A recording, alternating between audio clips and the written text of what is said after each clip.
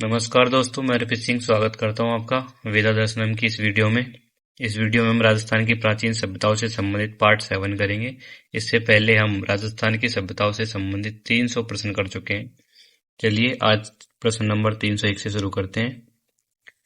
कथन कारण वाला प्रश्न है, बागोर भीलवाड़ा के सांस्कृतिक चरणों के संदर्भ में निम्नलिखित कथनों पर विचार करें। यहाँ प्रथम चरण के पशुपालन के प्राचीनतम साक्ष्य प्राप्त हुए हैं। तृतीय चरण पूर्णतः पाषाण उपकरणों तक सीमित है और यहाँ लौह सामग्री का पूर्ण अभाव पाया गया है। देखिए जो दूसरा है ये गलत हो जाएगा। इस तरह केवल कथन एक सही है, ऑप्शन ए सही हो जाएगा। भागोर जो है वहां पे प्रथम चरण से पशुपालन के भारत में प्राचीनतम साक्ष्य लगभग 5000 से 4500 ईस्वी पूर्व के प्राप्त हुए हैं। और कथन 2 गलत है क्योंकि भागोर जो है उसका जो तृतीय चरण है वो लोह काल से संबंधित है। यहाँ से लोहे के तीर के फलक और अन्य लोह सामग्री प्राप्त हुई है, जबकि पाषाण उपकरणों का प्रयोग कम हो गया था। इसलिए यह कहना कि लोह सामग्री का अभाव था ये गलत हो जाएगा। अगला प्रश्न नंबर 302, राजस्थान में पुरा पाषाणकालीन अष्टकुठार के अन्वेषण के संदर्भ में कौन सा युग्म सुमेलित है? सुमेलित है ये देखना है हमें। सी ए हैकट, इंद्रगढ़ और जयपुर 1870 ईस्वी, ACL कार्लाइल आहड़ 1953 ईस्वी, VN मिश्रा कालीबंगा 1961 ईस्वी, अमलानंद घोष गणेश्वर 1977 ईस्वी। तो इसमें ऑप्शन ए सही हो जाएगा, सी ए हैकट, इंद्रगढ़ और जयपुर 1870 ईस्वी। राजस्थान में पुरापाषाणकालीन उपकरणों की खोज का जो श्रेय है वो सीए हैकट को जाता है, जिन्होंने सर्वप्रथम 1870 में जयपुर और इंद्रगढ़ बूंदी से पत्थर के अष्टकुठार खोजे थे। और जो ऑप्शन बी में है ACL कार्लाइल, इन्होंने 1871 में पूर्वी राजस्थान जो दौसा का क्षेत्र है वहां पर पुरापाषाणकालीन साक्ष्य खोजे थे, न कि आहड़ में। और VN मिश्रा जो है इन्होंने बागोर और तिलवाड़ा का उत्खनन किया था 1960 के दशक में, ना कि 61 ईस्वी में। अगला प्रश्न देखते हैं। प्रश्न नंबर 303, लूणी उद्योग के संदर्भ में निम्नलिखित में से कौन सा तथ्य सही नहीं है? इसका नामकरण VN मिश्रा द्वारा किया गया था। इसका मुख्य रूप से मध्य पुरापाषाण काल से संबंधित है। इसके उपकरण जैस्पर, चर्ट और फ्लिंट जैसे पत्थरों से बने थे। लूणी बेसिन में चॉपर चॉपिंग उपकरणों की प्रधानता पाई जाती है। देखिए इसका सही उत्तर हो जाएगा ऑप्शन डी, लूणी बेसिन में चॉपर और चॉपिंग उपकरणों की प्रधानता पाई जाती है। लूणी उद्योग मुख्य रूप से मध्य पुरापाषाण काल से संबंधित है। ठीक है, ये सही हो जाएगा। और इसका जो नामकरण है वो VN मिश्रा ने किया था, ये भी सही है। और यहाँ पे जैस्पर, चर्ट और फ्लिंट के पत्थरों से, ये जो जैस्पर और चर्ट है वो फ्लिंट जैसे पत्थरों से बने हुए थे, ये भी सही है। तो गलत कौन सा हो जाएगा? Option D. इसका जो नामकरण है वो VN मिश्रा ने किया था और यहाँ जैस्पर जैसे महीन पत्थरों का प्रयोग हुआ है। अगला प्रश्न देखिए, प्रश्न नंबर 304, ACL कार्लाइल द्वारा 1871 में खोजे गए पुरातात्विक साक्ष्यों के संदर्भ में विचार करें। उन्होंने दौसा क्षेत्र से पुरापाषाणकालीन उपकरणों की खोज की। उन्होंने बीजक की पहाड़ी से अशोक का शिलालेख खोजा। उन्होंने सावाधान के प्राचीन साक्ष्य प्राप्त किए।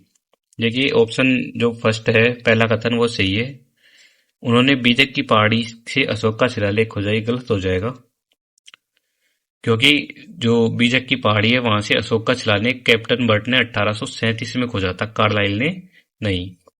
उन्होंने सावाधान के प्राचीन साक्ष्य प्राप्त किए, ये भी सही हो जाएगा। तो पहला और तीसरा सही है, ऑप्शन बी सही हो जाएगा यहाँ अपना।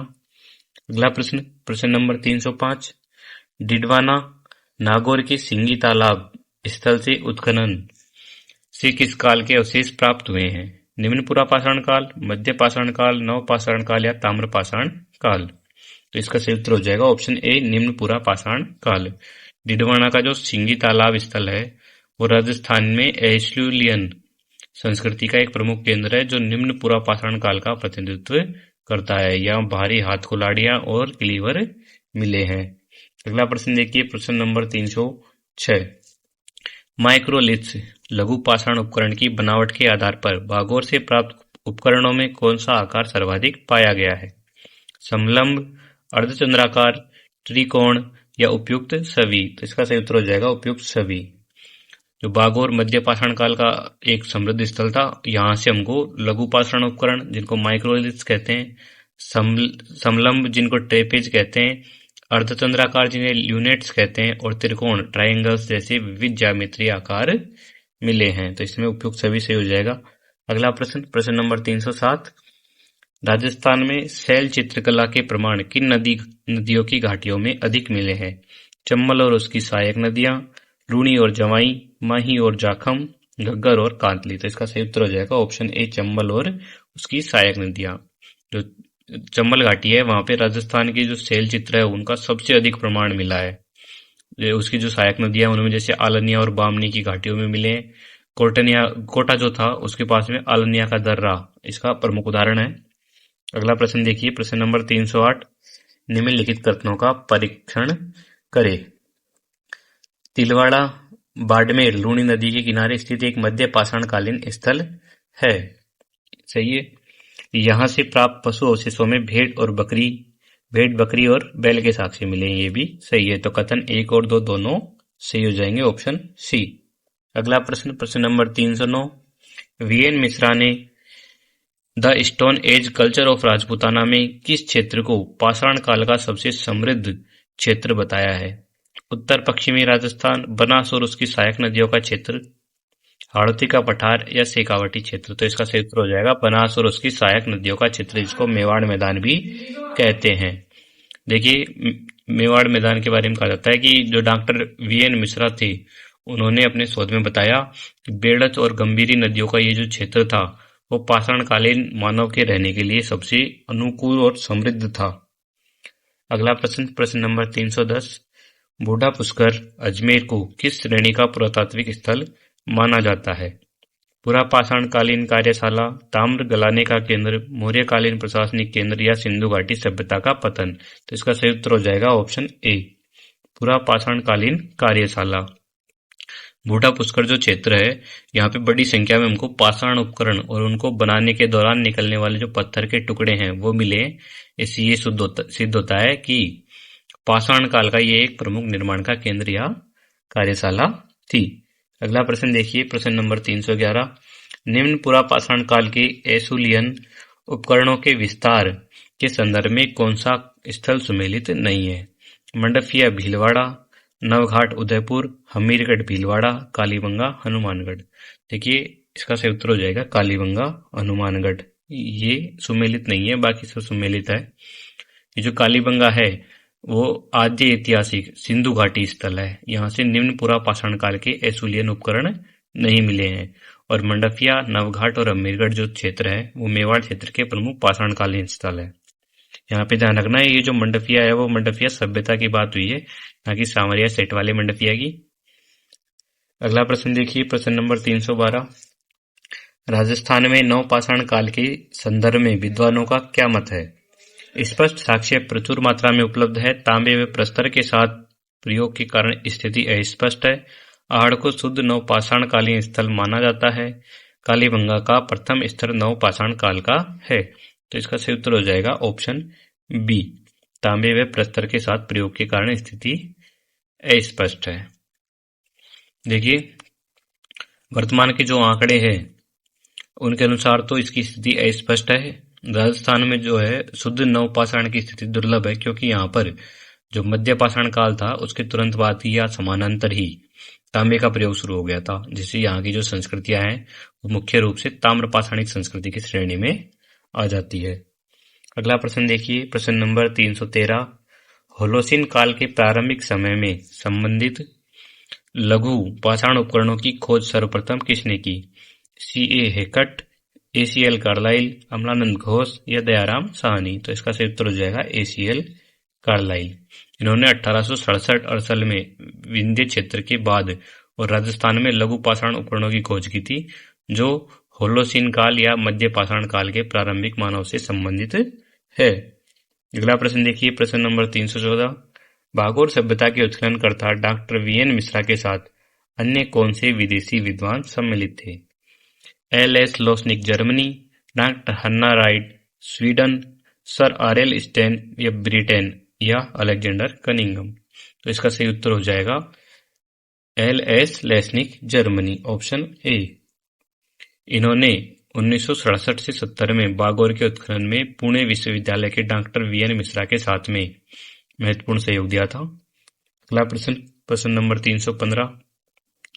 राजस्थान के किस स्थल को आदिम संस्कृति का संग्रहालय कहा जाता है? आहड़, गणेश्वर, बागोर या गीलूंड? तो इसका सही उत्तर हो जाएगा ऑप्शन सी, बागोर। देखिए, बागोर जो है वो भीलवाड़ा में पड़ता है और बागोर जो है वो इसकी विशाल पाषाण सामग्री, प्राचीनतम पशुपालन के साक्ष्य और क्रमिक विकास के कारण आदिम संस्कृति का संग्रहालय कहलाता है। और ये जो है वो भारत का सबसे बड़ा और सबसे व्यवस्थित मध्य पाषाणकालीन स्थल भी माना जाता है। अगला प्रश्न देखिए, प्रश्न नंबर 316। चॉपर, चॉपिंग और हैंड एक्स उपकरणों का प्रयोग करने वाला मानव मुख्य रूप से किन घाटियों में निवास करता था? बनास, गंभीरी और बेड़च, सरस्वती और द्रस्वती, कांतली और सांबी या उपयुक्त में से कोई नहीं? तो इसका सही उत्तर हो जाएगा बनास, गंभीर और बेड़च, ऑप्शन ए। देखिए, राजस्थान में पुरापाषाणकालीन मानव मुख्य रूप से जल की उपलब्धता के कारण बनास, गंभीरी, बेड़च, वाकन और चम्बल नदियों की घाटियों में निवास करता था। यहाँ से पत्थर के हैंड एक्स, जिन्हें कुल्हाड़ी कहते हैं, क्लीवर और चॉपर जैसे औजार बड़ी संख्या में मिले हैं। और ये जो ऑप्शन बी है, सरस्वती और द्रस्वती, इसके बारे में देखो, ये जो नदियां हैं वो आद्य ऐतिहासिक काल जो था, हड़प्पा सभ्यता, उसके विकास का केंद्र थी। अगला प्रश्न देखते हैं, प्रश्न नंबर 317। पुरापाषाण काल को काल क्रमानुसार व्यवस्थित करे। निम्न पुरापाषाण, उच्च पुरापाषाण, मध्य पुरापाषाण? तो देखिए, सबसे पहले आएगा निम्न पुरापाषाण, फिर आएगा मध्य पुरापाषाण और फिर आएगा उच्च पुरापाषाण जो सबसे नवीन है। तो इस तरह देखिए तो ऑप्शन 1, 3 और 2 ये सही होगा हमारा। 1, 3 और 2 वाला ऑप्शन है ऑप्शन बी, ये सही हो जाएगा। अगला प्रश्न देखिए, प्रश्न नंबर 318। भानगढ़ अलवर का पुरातात्विक सर्वेक्षण किस विद्वान द्वारा किया गया था? के सौंदरराजन, बीबी लाल, आर.सी. अग्रवाल या अक्षय कीर्ति व्यास? तो इसका सही उत्तर हो जाएगा ऑप्शन ए, के सौंदरराजन। अलवर जिले में जो भानगढ़ है उसमें पुरापाषाणकालीन उपकरणों की खोज और सर्वेक्षण का जो कार्य है वो सौंदरराजन द्वारा किया गया था। यहाँ से एबिलियन और एसुलियन संस्कृति के पत्थर और औजार प्राप्त हुए हैं। अगला प्रश्न देखिए, प्रश्न नंबर 319।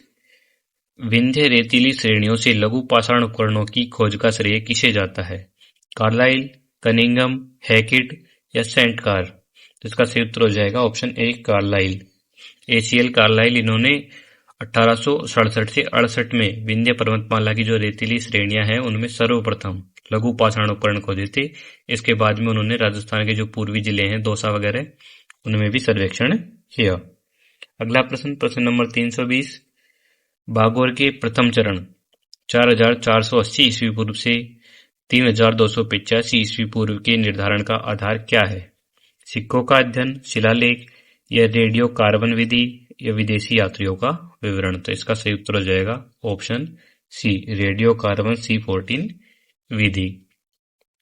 बागोर जो है वो भीलवाड़ा में पड़ता है और यहाँ से उत्खनन के दौरान जो अवशेष हैं उनका वैज्ञानिक तिथि का निर्धारण रेडियो कार्बन डेंटिंग विधि के आधार पर किया गया है। इसके अनुसार जो बागोर है उसका प्रथम चरण लगभग 5000 से 4500 ईस्वी पूर्व के आसपास का है।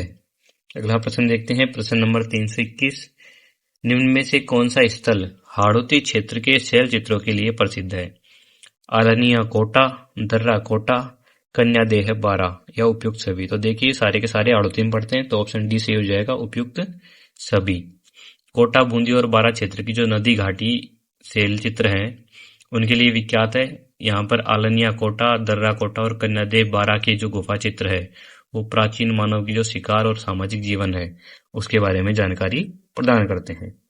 अगला प्रश्न देखिए, 322। एबिलियन एसुलियन संस्कृति के उपकरण राजस्थान के किस स्थल से प्राप्त हुए हैं? भानगढ़ और डिडवाना, कालीबंगा और रंगमहल, बैराठ और सांबर, रेड और टोंक? इसका सही उत्तर हो जाएगा भानगढ़ और डिडवाना, ऑप्शन ए। यहाँ से निम्न पुरापाषाण काल की विश्व प्रसिद्ध तकनीक है। राजस्थान में इस संस्कृति के सबसे बेहतरीन उपकरण जो है वो भानगढ़ अलवर और डिडवाना के सिंगी तालाब क्षेत्र से प्राप्त हुए हैं। अगला प्रश्न देखिए, प्रश्न नंबर 323। पूरा पाषाण काल में मानव द्वारा प्रयुक्त क्वार्टजाइट पत्थर की उपलब्धता का मुख्य केंद्र क्या था? अरावली श्रेणियां, थार मरुस्थल, पूर्वी मैदान या चंबल बेसिन? तो इसका सही उत्तर हो जाएगा अरावली श्रेणियां, ऑप्शन ए। जो पूरा पाषाण काल का मानव था वो कठोर पत्थर जो था क्वार्टजाइट, उससे अपने औजार बनाता था। अरावली पर्वतमाला में इस तरह के पत्थर बहुत ज्यादा प्राप्त होते हैं। अधिकांश पाषाणकालीन जो स्थल है वो अरावली के आसपास की जो नदी घाटियां हैं उनमें पाए जाते हैं।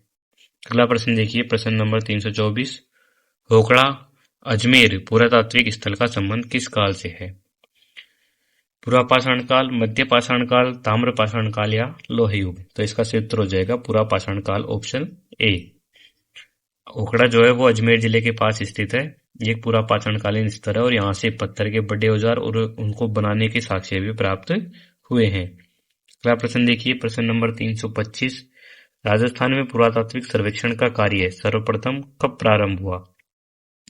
1861, 1871, 1952 या 1921? तो इसका सही उत्तर हो जाएगा ऑप्शन बी, 1871 ईस्वी।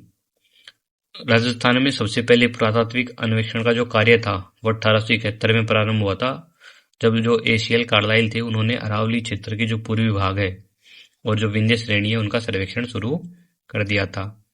1861 में एएसआई की स्थापना हुई थी। एएसआई मतलब भारतीय पुरातत्व सर्वेक्षण विभाग। और 1952 जो है इस वर्ष राजस्थान का सरकार का जो पुरातत्व एवं संग्रहालय विभाग है उसकी स्थापना हुई थी। अगला प्रश्न देखिए, प्रश्न नंबर 326। निम्नलिखित का सही मिलान करें। देखिए, आहड़ बेड़च या आहड़ नदी के किनारे था। कालीबंगा जो था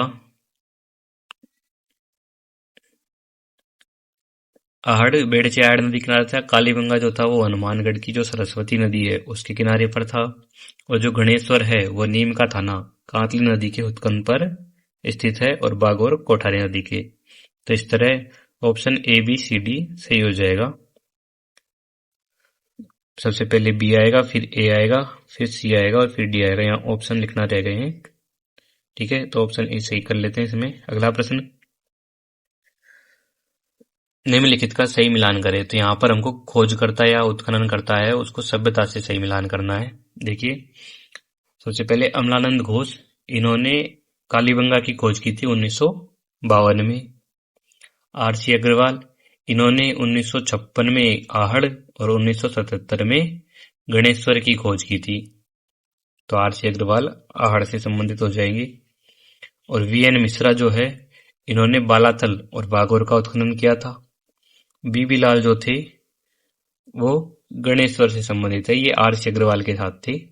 तो ऑप्शन ए सही हो जाएगा इसमें अपना, बी ए डी सी। अगला प्रश्न देखिए, विशेष साक्ष्य को पुरातात्विक स्थल से मिलान करना है।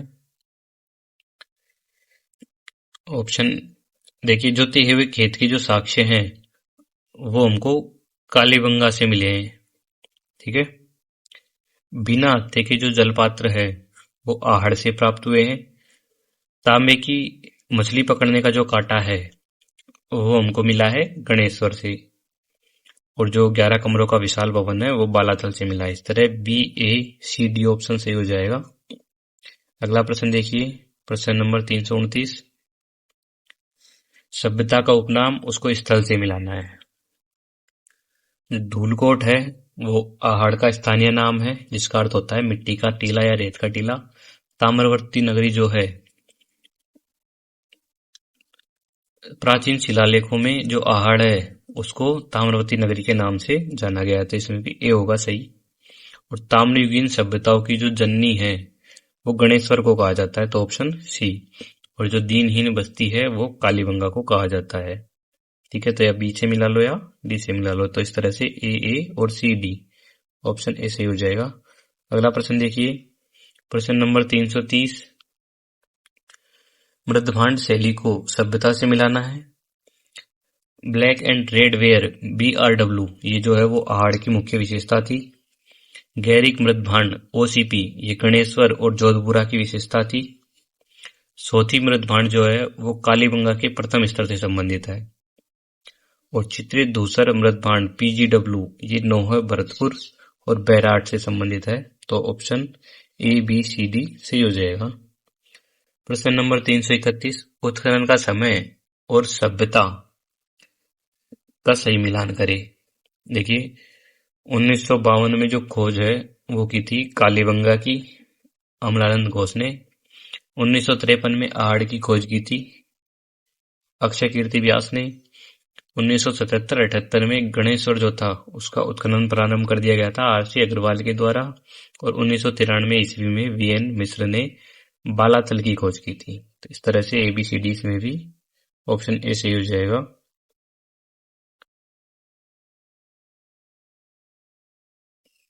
अगला प्रश्न देखिए, प्रश्न नंबर 332। इसमें हमको स्थल को जिले से मिलाना है।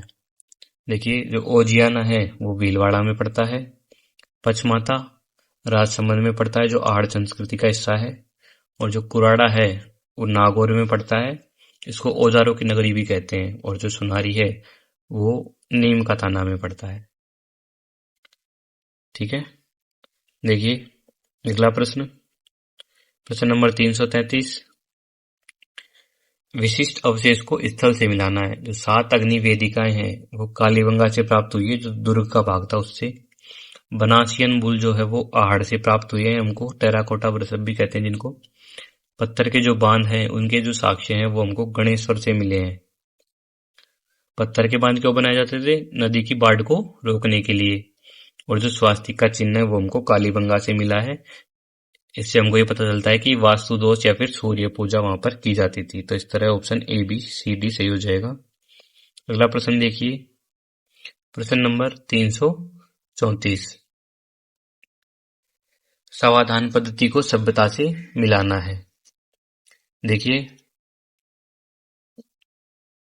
सिर उत्तर की ओर और पैर दक्षिण की ओर, ये जो है वो आहड़ की विशेषता थी। प्रतीकात्मक जो समाधान है वो कालीबंगा से मिला है हमको। युगल समाधान जो है वो भी हमें कालीबंगा से मिला है। और आभूषणों के साथ दफनाना आहड़ या बागोर से मिला है। तो इसमें हो जाएगा ABCD, ऑप्शन A सही हो जाएगा। अगला प्रश्न देखिए, प्रश्न नंबर 335। सिंधु घाटी सभ्यता स्थल का उसकी विशेषता से मिलाना है। तो कालीबंगा के प्रथम स्तर से हमको सोती संस्कृति के अवशेष मिले जो BB लाल ने खोजी थी। सोती सभ्यता कहाँ की? बीकानेर की। दूसरा देखिए लकड़ी की जो नाली है वो हमको कालीबंगा से मिली है। ऊंट की जो अस्थियां हैं वो भी कालीबंगा से मिली, और भूकंप के साक्ष्य भी कालीबंगा से मिले हैं। तो ऑप्शन A सही हो जाएगा। अगला प्रश्न देखिए, कालीबंगा की लिपि के संदर्भ में विचार करिए। कथन 1 है, इसे बोस्त्रोफेदन पद्धति कहा जाता है। सही है। यह दाएं से बाएं और फिर बाएं से दाएं लिखी जाती है। तो इसमें दोनों सही हो जाएंगे, कथन 1 और 2 दोनों सही है। कालीबंगा या सिंधु घाटी की जो लिपि है उसको बोस्त्रोफेदन कहा जाता है। इसे सर्पिलाकार लिपि या गोमूत्री लिपि भी कहते हैं। और इस लिपि को लिखने की एक विशिष्ट पद्धति थी जिसमें पहली पंक्ति दाएं से बाएं लिखते थे और दूसरी पंक्ति बाएं से दाएं लिखी जाती थी। और ये आज तक भी पूरी तरह से पढ़ी नहीं जा सकी है। अगला प्रश्न देखिए, प्रश्न नंबर 337। आहड़ सभ्यता के लोग किस धातु से पूर्णतः अपरिचित थे? तांबा, लोहा, चांदी या उपयुक्त में से कोई नहीं। तो वे चांदी से अपरिचित थे। आहड़ एक ताम्रपाषाणिक सभ्यता थी। यहाँ के लोग जो थे वो तांबे का निष्कर्षण और उसके उपकरण बनाने में दक्ष थे। और बाद के चरणों में जो लोहा है उसके भी साक्ष्य मिले, लेकिन यहाँ चांदी का कोई भी प्रयोग नहीं मिला है। और जो तांबा है वो तो यहाँ की मुख्य नगरी थी, इसलिए तो आहड़ को क्या कहते हैं हम? ताम्रवती नगरी। अगला प्रश्न देखिए, प्रश्न नंबर 338। बालाथल उदयपुर के उत्खनन में भारत के किस रोग के प्राचीनतम साक्ष्य 4000 वर्ष पुराना मिला है? कुष्ठ रोग, कैंसर, मलेरिया या चेचक? तो इसका सही उत्तर हो जाएगा कुष्ठ रोग, जिसको अंग्रेजी में लेप्रोसी कहते हैं। उदयपुर के जो बालाथल है वहां से 4000 वर्ष पुराने एक कंकाल मिला है, जिसके परीक्षण में भारत में जो कुष्ठ रोग है उसके सबसे प्राचीनतम प्रमाण प्राप्त हुए हैं। और ये विश्व के भी प्राचीनतम प्रमाणों में गिना जाता है। अगला प्रश्न 339, गणेश्वर सभ्यता के संदर्भ में तथ्यात्मक त्रुटि पहचाने। यह कांतली नदी के मुहाने पर स्थित है, सही है। यहाँ से 99% शुद्ध तांबे के उपकरण मिले हैं, ये भी सही है। इसका उत्खनन आर.सी. अग्रवाल ने 1977 में किया था, ये भी सही है। यहाँ मकान में ईंटों का प्रचुर प्रयोग हुआ है, ये गलत हो जाएगा, क्योंकि देखिए गणेश्वर जो है इसकी सबसे बड़ी विशेषता ये है कि यहाँ के जो मकान है वो पत्थरों से बने थे, ईंटों के प्रयोग के कोई साक्ष्य नहीं मिले हैं, तो ऑप्शन डी। अगला प्रश्न देखिए, प्रश्न नंबर 340, कालीबंगा से प्राप्त मेसोपोटामिया की बेलनाकार मोहरें क्या सिद्ध करती है? यहाँ का धार्मिक शासन, अंतर्राष्ट्रीय व्यापारिक संबंध, यहाँ के निवासियों का पलायन, मेसोपोटामिया का राजस्थान पर अधिकार। तो देखिए इसका जो सही उत्तर है वो हो जाएगा ऑप्शन बी, अंतर्राष्ट्रीय व्यापारिक संबंध। कालीबंगा से मेसोपोटामिया जो है इराक में, उसकी बेलनाकार मोहरें मिलना ये सिद्ध करता है कि सिंधु घाटी सभ्यता के इस नगर के संबंध सुदूर विदेशी सभ्यताओं के साथ व्यापारिक रूप से जुड़े हुए थे और ये जल और थल दोनों मार्गों से होने के व्यापार का संकेत भी है। अगला प्रश्न देखिए, प्रश्न नंबर 341, आहड़ सभ्यता के किस स्थान से ईरानी शैली के बिना हत्थे के छोटे जलपात्र प्राप्त हुए हैं? आहड़, गीलुंड, पचमाता या ओजियाना। तो इसका सही उत्तर हो जाएगा ऑप्शन ए, आहड़। अगला प्रश्न देखिए, प्रश्न नंबर 342, बंगा शब्द किस भाषा का है? पंजाबी या सिंधी, राजस्थानी, संस्कृत या प्राकृत। देखिए इसका सही उत्तर हो जाएगा पंजाबी या सिंधी। कालीबंगा का अर्थ होता है काले रंग की चूड़िया। इसमें जो बंगा है वो पंजाबी या सिंधी भाषा का शब्द है जिसका अर्थ होता है चूड़ी। हनुमानगढ़ जो क्षेत्र है वो पंजाब की सीमा के निकट होने के कारण स्थानीय जो शब्दावली है उसके कारण ये जो शब्द है इसका प्रभाव यहाँ पर देखा जाता है। अगला प्रश्न देखिए, प्रश्न नंबर 343, चक्राव्यूह या चक्रकूप जल संरक्षण तकनीक किस सभ्यता की विशेषता थी? आहड़, कालीबंगा, गणेश्वर या सोथी। तो इसका सही उत्तर हो जाएगा ऑप्शन ए, आहड़। आहड़ में गंदे पानी के निकास के लिए और उसको सोखने के लिए एक वैज्ञानिक पद्धति अपनाई गई थी जिसमें जमीन के अंदर 15 से 20 फीट गहरे गड्ढे खोदकर मिट्टी के घड़े एक के ऊपर एक रखे जाते थे जिसको चक्रकूप कहते थे, अंग्रेजी में रिंग वेल्स कहते हैं। प्रश्न नंबर 344, बनास संस्कृति का संबंध किस कालक्रम से माना जाता है? 2000 से 1200 ईस्वी पूर्व, 3000 से 2500 ईस्वी पूर्व, 1000 ईस्वी पूर्व से 600 ईस्वी पूर्व या 500 से 200 ईस्वी पूर्व। तो इसका सही उत्तर हो जाएगा ऑप्शन ए, 2000 से 1200 ईस्वी पूर्व। ये जो समय है वो रेडियो कार्बन पद्धति के अनुसार है और इसका जो प्रारंभिक चरण है उसको कई विद्वान 2400 ईस्वी पूर्व तक भी ले जाते हैं। अगला प्रश्न देखिए, प्रश्न नंबर 345, गणेश्वर से प्राप्त गेरेय ओसीपी मृत भांडों का रंग कैसा है? नीला, काला, नारंगी, लाल, सफेद, धूसर या पीला। तो इसका सही उत्तर हो जाएगा ऑप्शन बी, नारंगी लाल, जिसको कपिसवर्णी भी कहते हैं। गणेश्वर के जो मृत भांड है वो कपिसवर्णी या गेरैये जिनको ओसीपी कहते हैं, ओचर कलर्ड पोटरी कहा जाता है। इनका जो मुख्य रंग है वो नारंगी लाल या गहरा लाल मिट्टी के जैसा होता है और इन पर काले और नीले रंग की चित्रकारी भी मिलती है। अगला प्रश्न, प्रश्न नंबर 346, आहड़ सभ्यता के लोग मुख्य रूप से कौन सी फसल उगाते थे? चावल, मक्का, बाजरा या ज्वार। तो इसका सही उत्तर हो जाएगा ऑप्शन ए, चावल। आहड़ के उत्खनन में प्रचुर मात्रा में जले हुए चावल के दाने मिले। इससे यह सिद्ध होता है कि यहाँ के जो निवासी थे वो चावल की खेती से अच्छी तरह परिचित थे और चावल ही उनका मुख्य खाद्य था। अगला प्रश्न, गोरे और कोट आहड़ सभ्यता में किसे कहा जाता था? अनाज रखने के मृत भांड या भंडार, पूजा के बर्तन, अस्त्र शस्त्र, कीमती आभूषण। तो इसका सही उत्तर हो जाएगा ऑप्शन ए, अनाज रखने के मृत भांड या भंडार। तो आहड़ के लोग थे वो अनाज को लंबे समय तक सुरक्षित रखने के लिए मिट्टी के जो बड़े कोठे होते थे उनका प्रयोग करते थे। इन विशाल जो पात्र थे उनको स्थानीय भाषा में गोरे या कोटे कहा जाता था। अगला प्रश्न देखिए, प्रश्न नंबर 348, कालीबंगा के दुर्ग के टीले के दक्षिणी अर्धभाग में ईंटों के कितने ऊंचे चबूतरे बने थे? 5 या 6, 2 या 3, 10 या कोई चबूतरा नहीं था। तो इसका सही उत्तर हो जाएगा ऑप्शन ए, 5 या 6। कालीबंगा का जो दुर्ग है उसमें 5 या 6 कच्चे चबूतरे मिले हैं। इन चबूतरों पर 7 अग्नि वेदिकाएं और पशु बलि के साक्ष्य मतलब वहां पर हड्डियां मिली जिनसे पशु बलि के साक्ष्य माना जाता है, जो संकेत देते हैं कि इन चबूतरों का जो प्रयोग है वो धार्मिक अनुष्ठानों के लिए किया जाता था। अगला प्रश्न, आहड़ में एक घर में 6 चूल्हे मिलना किस सामाजिक व्यवस्था को दर्शाता है?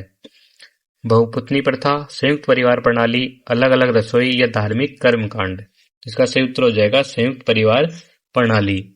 आहड़ में एक ही संख्या में बड़ी संख्या में 4 से 6 चूल्हों का पाया जाना सामूहिक रसोई या संयुक्त परिवार की व्यवस्था का प्रमाण है। यह सामुदायिक भोजन बनाने की परंपरा की ओर भी संकेत करता है। अगला प्रश्न, मृणमय वृषभ की आकृति किस ताम्र पाषाण कालीन स्थल की विशिष्ट पहचान है? ओजियाना, आहड़, गीलुंड या बालातल? देखिए इसका सही उत्तर हो जाएगा ऑप्शन ए, ओजियाना। भीलवाड़ा के जो ओजियाना है वहां से सफेद पत्थर और मिट्टी के बने जो बैल है, विशेष रूप से ओजियाना बुल जो है वो मिले हैं। और ये जो आहड़ संस्कृति है वहां से भी बनासियन बुल मिला है, लेकिन ओजियाना की जो मूर्तियां हैं उनकी बनावट और उन पर जो सफेद पॉलिश है वो उन्हें विशिष्ट बनाती है। तो याद रखना जो बैल है वो 2 जगह से बैल की मूर्ति मिली है, एक तो ओजियाना से और एक बनास संस्कृति से। ओजियाना की जो है वो ओजियाना बुल कहलाती है और बनास की जो है वो बनासियन बुल कहलाती है। ठीक है, इस तरह हमारे 350 प्रश्न कंप्लीट हो गए हैं। धन्यवाद।